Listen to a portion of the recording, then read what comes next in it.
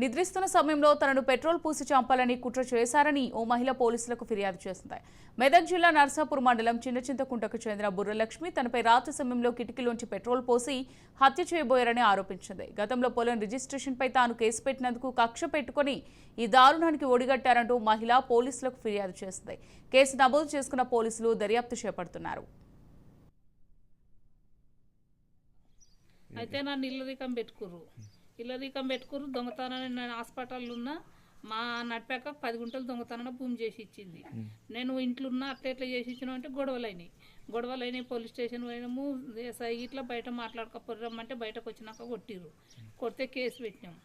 Case పెడితే అది PT case అయింది. మొన్న కోర్టుకు పిలిచిర్రు 4-5 సార్లు పిలిచిర్రు, రాలేదు. రాక మొన్న ఒక రోజు ఆ పిల్ల పొద్దుగూడ బిడ్డ వచ్చింది మద్దూరామె.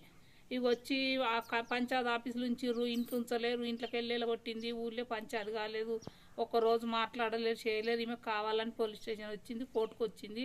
మేడం చెప్తే నీ తప్పైనా కదనమ్మా, మరి కోర్టుకు అట్లెట్లా నువ్వు గంజిపోయింది ఆస్తి ఎందుకు అని మేడం అన్నది. అంటే ఊళ్ళోకి వస్తే తెలుస్తుంది మేడం, ఊళ్ళోకి వచ్చి చూస్తే తెలుస్తుంది అంటే మేడంను పంపించింది.